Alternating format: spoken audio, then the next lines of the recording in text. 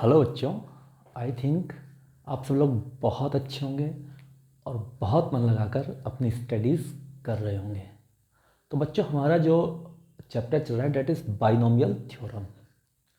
आज हम binomial theorem में एक बहुत ही इम्पोर्टेंट टॉपिक के बारे में डिस्कस करेंगे। एक स्पेशल फंक्शन के बारे में, एक स्पेशल फॉर्म के बारे में डिस्कस करेंगे।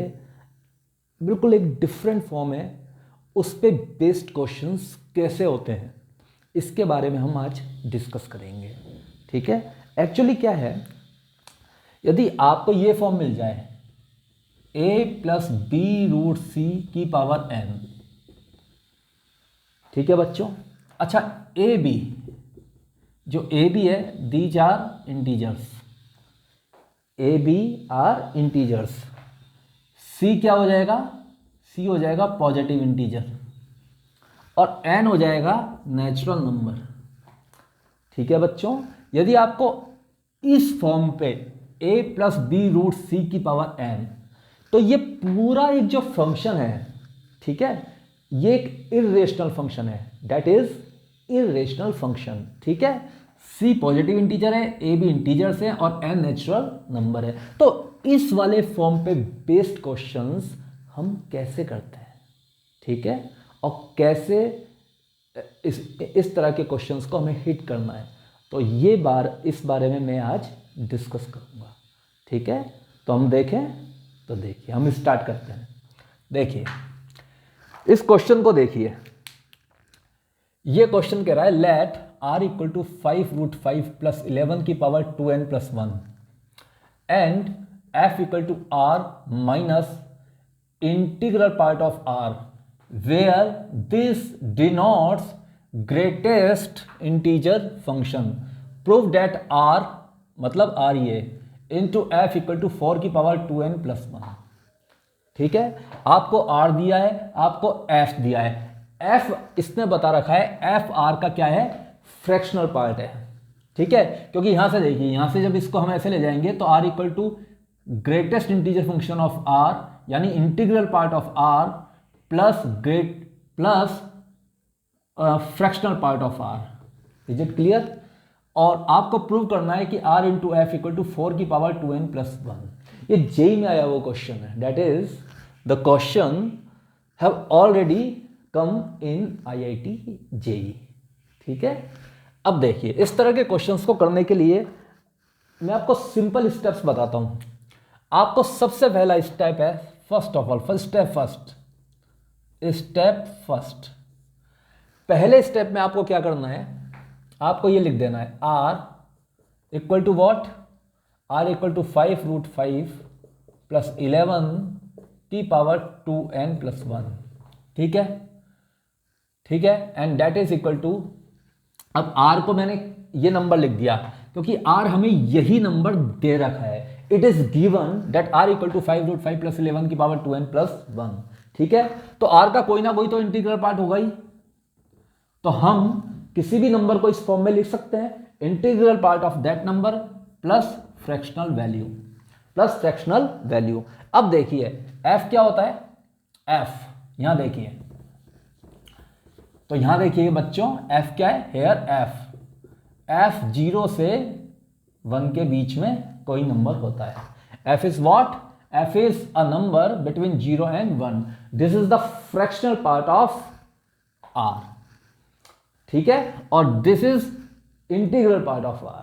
ठीक है, greatest integer function of r। तो ग्रेटेस्ट इंटीजर फंक्शन मैं ये मान के चलता हूं कि आपको आता है, आप सब जानते हैं। ठीक है, अब देखिए ये स्टेप फर्स्ट हो गया। अब स्टेप टू में हम क्या करेंगे बच्चों, स्टेप 2 में हम एक नंबर f' इस r का कॉन्जुगेट लेंगे। हम स्टेप 2 में एक नंबर f' होगा जो इस r का क्या होगा, कॉन्जुगेट होगा। तो कॉन्जुगेट क्या हो जाएगा, 5√5 - 11। Is it clear? और आप हमेशा ये देखेंगे कि ये नंबर जो होगा that is always less than 1। Is it clear? आप ये देखेंगे जो नंबर होगा एफ डैश ये हमेशा 1 से छोटा होगा। अच्छा ये देख लेते हैं, हम प्रूव करते हैं कि ये नंबर 1 से छोटा होगा। अच्छा यदि ये नंबर 1 से छोटा है, if this whole number is less than 1, then जो ये अंदर का जो नंबर है ये भी 1 से छोटा होना चाहिए ना। ये जो अंदर का नंबर है ये भी 1 से छोटा होना चाहिए। तो देखिए मैं मान लेता हूं कि ये नंबर 1 से छोटा है। 5√5 माइनस 11 मैंने मान लिया let this is less than 1। ये नंबर 1 से छोटा है। मैं जस्ट आपको ये बताना चाह रहा हूं कि ये पूरा नंबर 1 से छोटा है, एफ डैश है जो 1 से छोटा है। ये कैसे पता लगा, देखिए ये मान लिया 1 से छोटा है तो 5√5 लेस देन 12 स्क्वायर करो तो 5 स्क्वायर रूट 5 का स्क्वायर लेस देन 144, तो ये हो जाएगा 125 5 25 5 125 125 लेस देन 144। इसका मतलब 144 125 से क्या है, बड़ा है। इसका मतलब जो हमारा अजम्पशन था ये नंबर जो है ये वाला नंबर ये 1 से छोटा है, और जब ये 1 से छोटा होगा तो ये पूरा जो नंबर होगा the whole number will be less than 1। ठीक है, तो ये जो एफ डैश हुआ ये 0 और 1 के बीच में हो जाएगा, आ जाएगा। आप इस फॉर्म वाले हर क्वेश्चन में आप आर का जो कॉन्जुगेट है एफ डैश वो आप लेंगे ही लेंगे स्टेप 2 में। ठीक है, तो ये आपका हो गया स्टेप 2। अब स्टेप 3 में क्या करेंगे हम, स्टेप 3। अब स्टेप 3 में हम आर में एफ डैश को या तो ऐड करेंगे या आर में से एफ डैश को सबट्रैक्ट करेंगे। ठीक है, ध्यान से देखिएगा बच्चों, ये वाला स्टेप बहुत समझने का है, बहुत समझने का, and it is very very important step. हम थर्ड स्टेप में क्या करेंगे, या तो हम उसको सम करेंगे एफ डैश से या फिर उसको आर में से एफ डैश को सबट्रैक्ट करेंगे। अच्छा अब आप मुझसे कहेंगे सर फिर कौन सा करेंगे, ये करेंगे या करेंगे, कौन सा करेंगे? बच्चों वो वाला लेंगे हम यदि मुझे ऐड करने पर इंटीजर मिल जाता है तो फिर हम ये चूज करेंगे, और यदि हमें सबट्रैक्ट करने पर इंटीजर मिल जाता है तो हम ये चूज करेंगे। अच्छा दोनों करने पर इंटीजर नहीं मिल सकता, ठीक है, ये हम देख लेंगे, अभी पता लग जाएगा।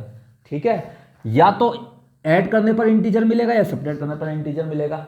ठीक है, यदि ऐड करने पर इंटीजर मिल गया तो हमें सिर्फ एडिशन ही लेना है। ठीक है, और सब्ट्रैक्शन करने पर इंटीजर मिला तो हमें सिर्फ सब्ट्रैक्शन लेना है। ठीक है, तो हम देखें अब जब मैं आर में एफ डैश को ऐड करूंगा तो क्या हो जाएगा, देखिए आर क्या है 5√5 प्लस 11 की पावर 2n+1, और एफ डैश क्या है प्लस 5√5 माइनस 11 की पावर 2n+1। यहां चूंकि हमने ऐड किया है प्लस का साइन है तो प्लस का साइन है that is twice of first term, third term, fifth term and so on, ये हो जाएगा। ठीक है, तो यहां देखिए तो हम इसको आगे करते हैं तो ट्वाइस T1 जो फर्स्ट टर्म है, फर्स्ट टर्म क्या हो जाएगा, फर्स्ट टर्म हो जाएगा 2n+1 C0, तो इसमें से ये सब्ट्रैक्ट हुआ तो 2n+1 यानी 5√5 की पावर 2n+1, और ये 11 की पावर 0। अब प्लस थर्ड टर्म, तो थर्ड टर्म इसमें क्या हो जाएगा 2n+1, कौन सा टर्म है थर्ड, तो थर्ड टर्म होगा तो क्या हो जाएगा C2, क्योंकि यहां थर्ड टर्म है तो यहां 2 आ जाएगा। ठीक है, अब इसमें से इसको सबट्रैक्ट किया तो 2n-1 आ गया, तो 5√5 की पावर 2n-1 और 11 की पावर 2, और इस तरह से ही चलता रहेगा, ये मिलेगा। अब बच्चों देखिए ध्यान से, देखिए ये √5 की पावर 2n+1, अच्छा 2n+1 क्या है बच्चों, एक ऑड नंबर है, तो √5 की पावर ऑड नंबर। ठीक है, तो ये इसको इरेशनली रखेगा, इसको रेशनल नहीं होने देगा। हाँ √5 की पावर एक इवन नंबर आ जाता, इवन नंबर, तो ये एक रेशनल नंबर हो जाता। ठीक है, ये फिर इसको फिर ये इंटीजर बना देता। क्या बना देता? इंटीजर। लेकिन अभी ये इरेशनल ही रहेगा। ऐसे ही √5, 5 की बात 2n-1, 2n-1 क्या है? 2n-1 फिर एक ऑड नंबर है, तो √5 की पावर ऑड नंबर, ये फिर इसको इरेशनल ही रखेगा। ठीक है, तो ये पूरा जो नंबर होगा that is irrational number, that is irrational number. तो जब ये पूरा नंबर इरेशनल हो गया तो हमें r प्लस एफ डैश से हमें कोई मतलब नहीं है, इससे कोई मतलब नहीं है। Is it clear? हमें r प्लस एफ डैश से कोई मतलब नहीं है, इसको हमें हटाना पड़ेगा, तो हम इसको हटाते हैं। ठीक है, दोबारा बता देता हूं, r प्लस एफ डैश हमें क्यों नहीं लेना? क्योंकि r प्लस एफ डैश हमें इरेशनल नंबर मिला है। ठीक है, हाँ यदि r प्लस एफ डैश हमें इंटीजर मिल जाता तो हमारे ये काम का था। अब हम क्या करेंगे? अब हम r माइनस एफ डैश को फाइंड आउट करेंगे। ठीक है, और यदि r माइनस एफ डैश हमें इंटीजर मिल गया तो वो हमारे काम का हो जाएगा। ठीक है, तो देखिए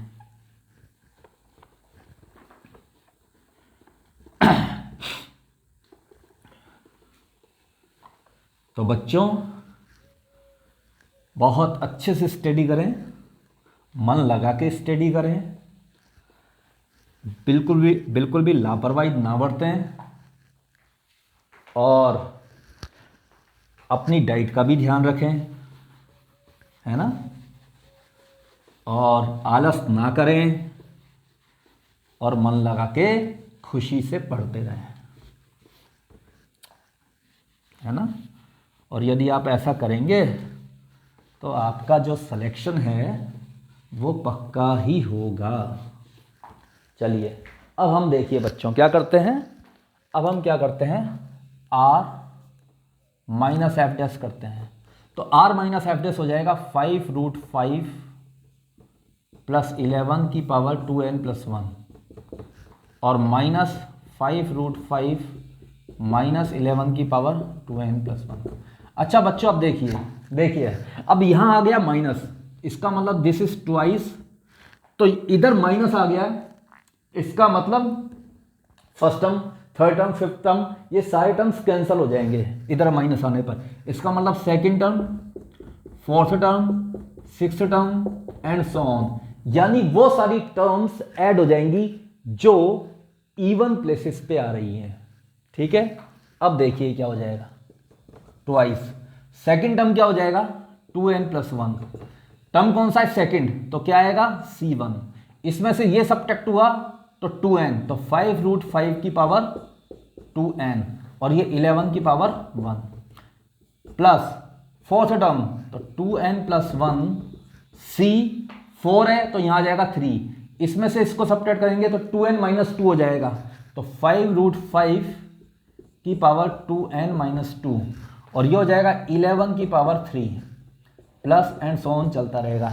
अब देखिए ध्यान से बच्चों, 5√5 तो √5 की पावर इवन नंबर आ गया तो इसका रूट हटा देगा, जब रूट हट जाएगा तो ये हो जाएगा एक इंटीजर। इसी तरह से 5√5 फिर इवन नंबर है क्योंकि 2n-2 एक इवन नंबर होता है, तो ये √5 की पावर 2n-2 आ रहा है तो ये इसका रूट हटा देगा, तो फिर ये दोबारा एक इंटीजर हो जाएगा। ठीक है, तो ये भी इंटीजर, ये भी इंटीजर, तो सारे इंटीजर आ जाएंगे। Is it clear? तो अंदर क्या आ जाएगा, ट्वाइस इंटू इंटीजर,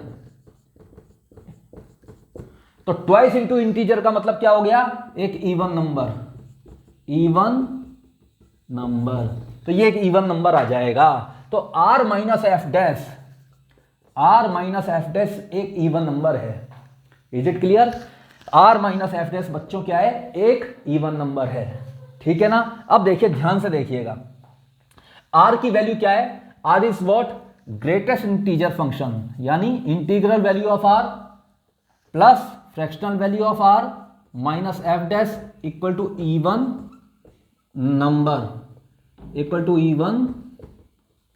नंबर, अब देखिए ध्यान से, यहां से देखिए f minus F dash equal to even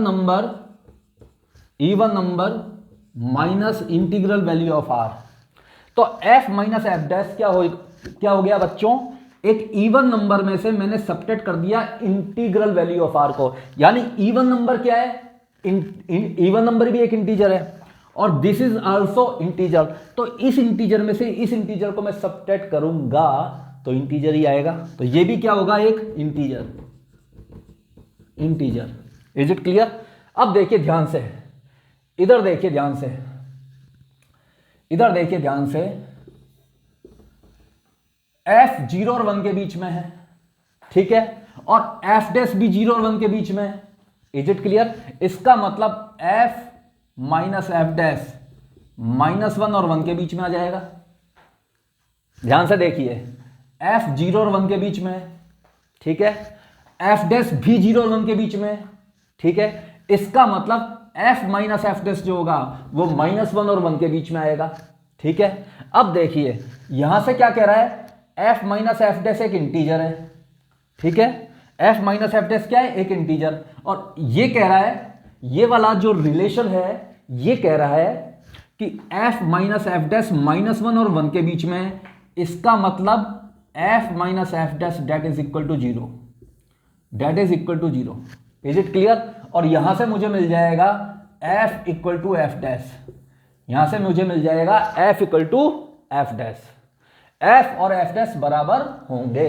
आपको निकालना है r इंटू एफ, ठीक है, तो r इंटू एफ, r की जगह आप, और f और f डैश इक्वल है, तो f equal to F dash, तो f equal to F dash, तो r कितना है, 5√5 प्लस 11 की पावर 2n+1, और f डैश कितना है, f डैश है 5√5 माइनस 11 की पावर 2n+1, 5√5 माइनस 11 की power 2n+1, and that is equal to what, that is equal to 5 5 25 और 5 125 माइनस 11 दैट इज 4 की power 2n+1। It is the answer. तो ये हमारा ये आंसर आ गया। तो बच्चों it is very good question, और इस तरह के क्वेश्चन आईआईटी में बहुत आते हैं, आते ही रहते हैं, ठीक है। तो आई थिंक ये क्वेश्चन आपको बहुत अच्छे से समझ में आया होगा। आप इसको पॉज करें, नोट डाउन करें। मैं इस फॉर्म पे a+b√c⁻n वाले फॉर्म पे एक प्यारा सा क्वेश्चन और लेता हूं।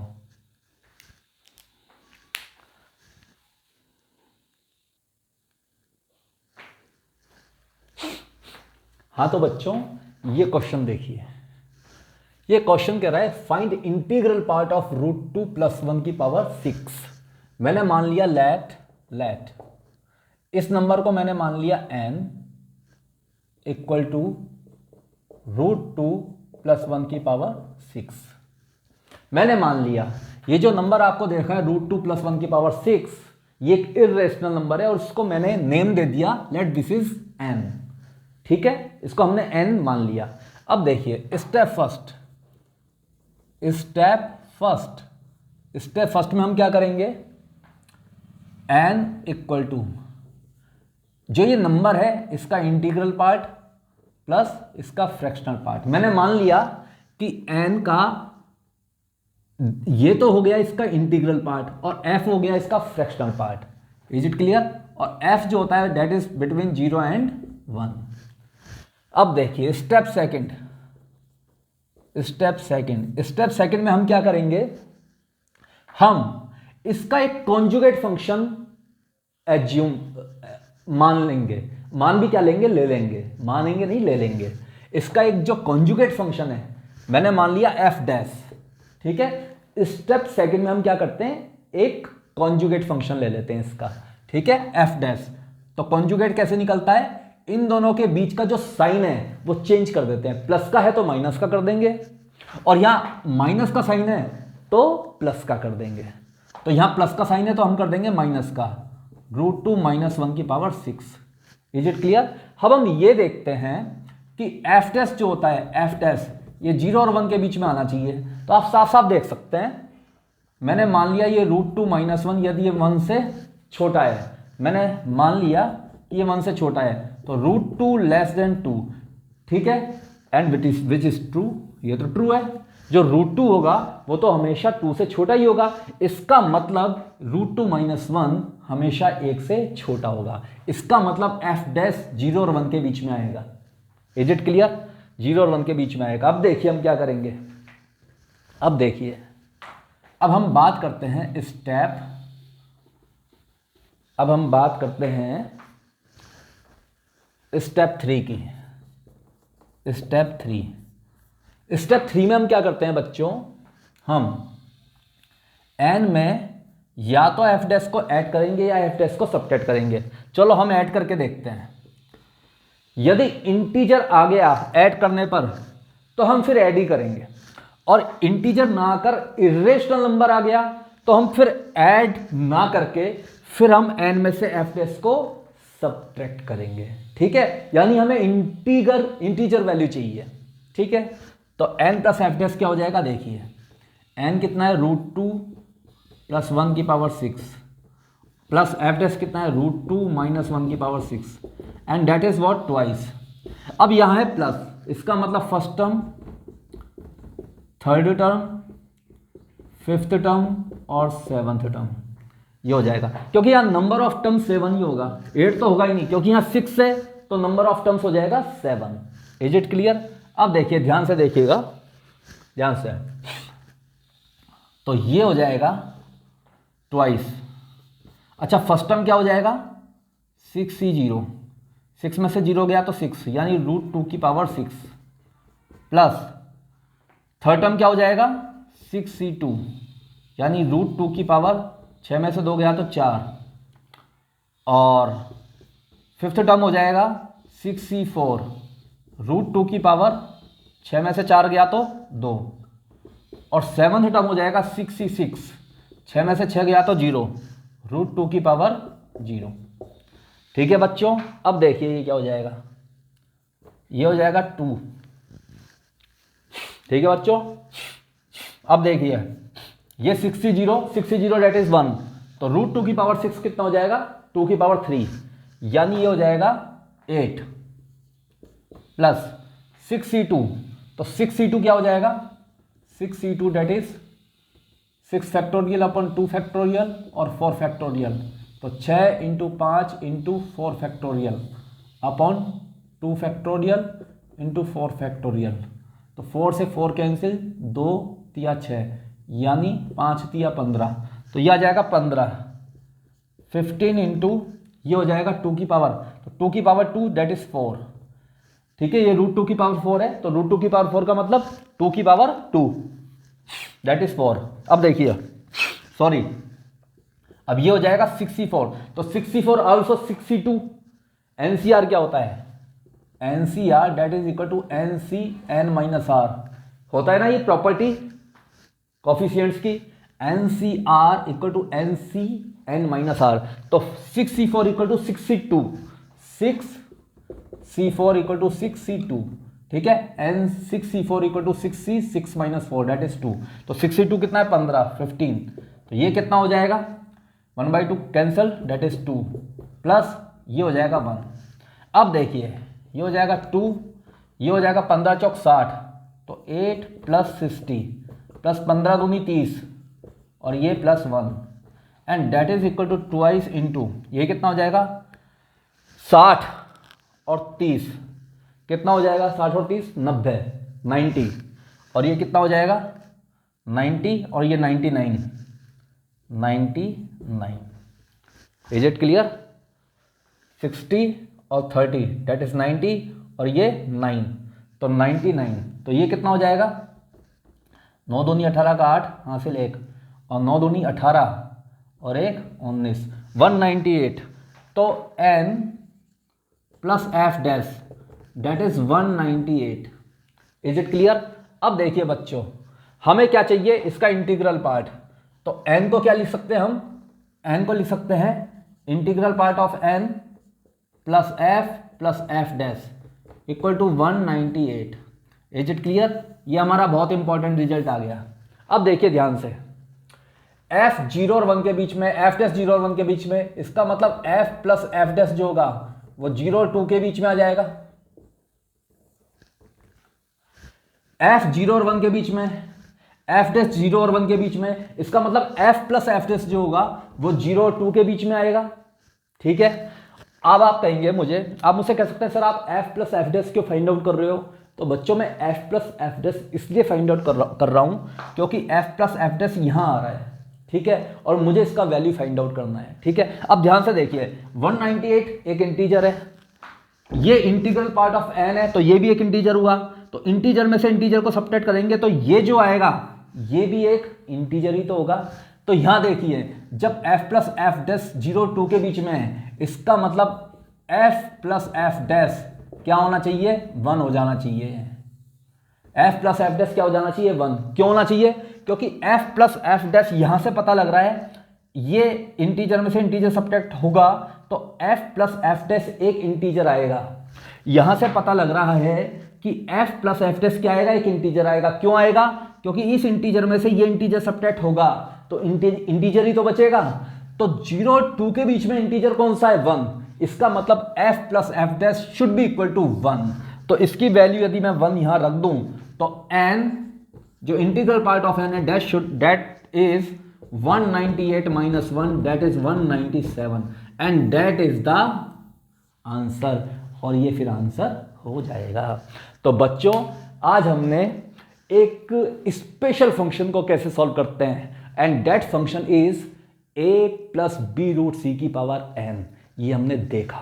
ठीक है, और इसमें हमें 3 स्टेप में हमारे काम होने। फर्स्ट स्टेप में हम उस नंबर को इंटीग्रल पार्ट और फ्रैक्शनल पार्ट के फॉर्म में लिख लेंगे। सेकंड स्टेप में हम एक उसका कॉन्जुगेट लेंगे। ठीक है, साइन चेंज करके, प्लस साइन है तो माइनस और माइनस होता तो प्लस। ठीक है, और थर्ड स्टेप में हम उस नंबर में उसके कॉन्जुगेट को या तो ऐड करेंगे या सब्ट्रैक्ट करेंगे। लेकिन ये पता कैसे लगेगा एडिशन लेना या सब्ट्रैक्शन लेना है? ये पता इस बात से लगेगा कि वो इंटीजर आ रहा है या नहीं। यदि ऐड करने पर इंटीजर आ जाता है तो ऐड करेंगे, और सब्ट्रैक्शन करने पर इंटीजर आता है तो हम सब्ट्रैक्ट करेंगे। ठीक है, और फिर हमारा क्वेश्चन सॉल्व हो जाएगा। तो आई थिंक ये आपको बहुत अच्छे से समझ में आया होगा। आप इसको पॉज करें, नोट डाउन करें। ठीक है, तो बच्चों आज के लिए हम इतना ही पढ़ते हैं। आप इसकी जम के प्रैक्टिस करें, जो भी बुक आपके पास है उसके क्वेश्चंस करें, और अगली जो बातें हैं वो हम नेक्स्ट लेक्चर में करते हैं। आज के लिए इतना ही। Thank you very much.